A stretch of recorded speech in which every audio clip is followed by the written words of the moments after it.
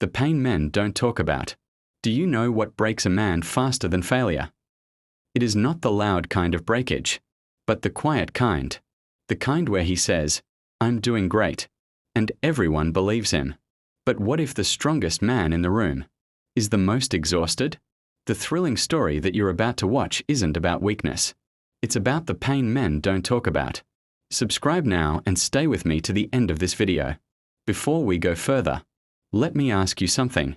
When was the last time you asked a man how he was, and waited for the real answer? David was the kind of man people respected. Early 40s, married, 2 kids, steady job, firm handshake, calm voice. The kind of man other men nodded at in silent approval.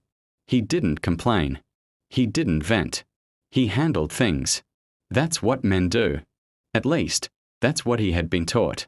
His father once told him at 13, "Men don't cry. Men fix things." So David learned early, emotions are problems to solve, not feelings to express. When the company downsized, he didn't panic.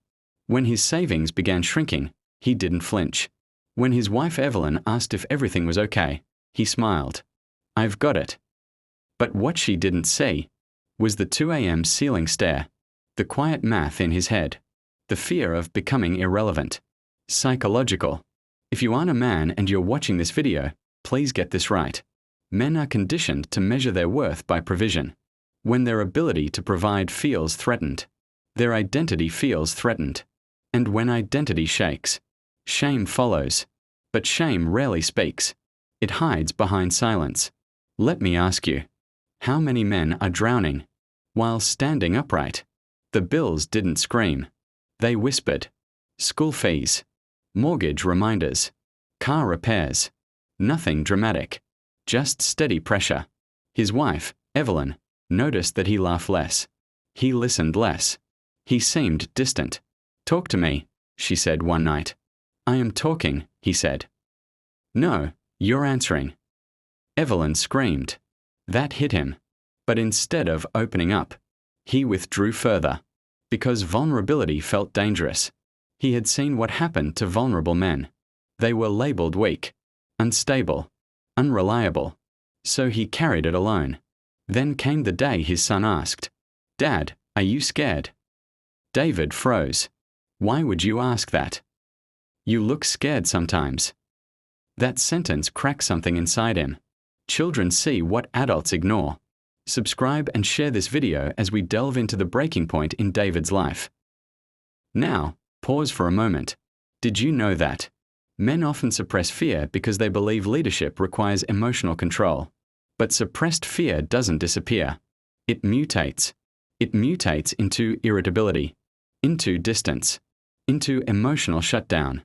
And when emotional shutdown becomes routine, connection dies quietly. Here's the dangerous part. The world praises men for endurance. But endurance without expression becomes isolation. And isolation is heavy. Subscribe and share this video as we delve into the breaking point in David's life. The breaking point wasn't dramatic. It was ordinary. He forgot to pay a bill. The lights went out. 5 minutes. 5 small minutes. But in those 5 minutes, he saw himself differently. Not as a man under pressure, but as a man failing. He snapped at Evelyn over nothing. She didn't yell back. She simply said, "You don't have to protect me from your feelings." That line echoed. Protect me from your feelings. Was that what he was doing? David queried himself. Or was he protecting himself from being seen? That night, instead of staring at the ceiling, he sat on the edge of the bed and whispered, "I'm scared." It wasn't loud. It wasn't heroic. But it was honest. And honesty felt heavier than silence. Hear this. The hardest sentence for many men to say is not "I love you." It's "I'm struggling." Because struggle feels like disqualification. But here's the truth. Emotional suppression doesn't make a man strong. It makes him unavailable. And availability, not stoicism, is what builds strong relationships and destinies. Let me ask you something personal. What would change in your life if you said what you're afraid to say? The next morning, David did something radical. He told Evelyn everything. Not polished. Not filtered. Not strategic. Just real. He said, I don't know what I'm doing sometimes. I'm afraid of failing you. I don't feel enough. There was silence, but not the cold kind, the listening kind. And Evelyn did something equally radical. She didn't fix it. She didn't criticize. She said, I married you, not your income. And for the first time in months, David felt lighter. Nothing external had changed. The job situation was still uncertain. The bills still existed. But something internal moved. He wasn't alone anymore. Listen, men are often taught that sharing burdens makes them smaller. But shared burdens shrink. Isolation magnifies problems instead of solving them. Connection recalibrates them instead. If you're watching this video, understand that strength is not the absence of emotion. Rather, it's the courage to express it. And when men learn that, the body, the mind, jobs, relationships, and families heal. The real pain men don't talk about is not money.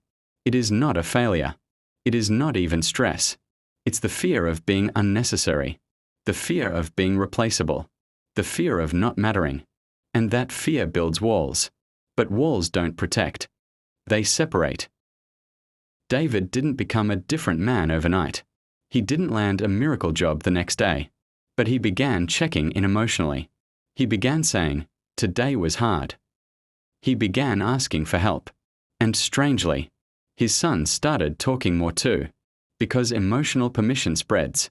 If you've watched this far, let me speak directly to you. Underscore. If you're carrying something quietly, you are not weak for feeling it. You are human. The pain men don't talk about doesn't disappear because it's hidden. It compounds. Until one day it leaks out sideways. In anger. In distance. In burnout. Or worse. But the day a man says, I need help, is not the day he becomes smaller. It's the day he becomes free. So here's my final question. Who in your life needs permission to stop piling emotional burdens inward? And if that person is you, what would happen? If today was the day you stopped acting like the world's Superman? If this story resonated with you, subscribe for more powerful, real-life emotional stories that speak to the struggles people rarely say out loud, and share this video with others. Who knows the emotional pain that is silently eating them up? Sometimes, healing doesn't start with solutions. It starts with honesty. And honesty begins with a voice. Thank you for watching. It will be my pleasure to meet you in my next video.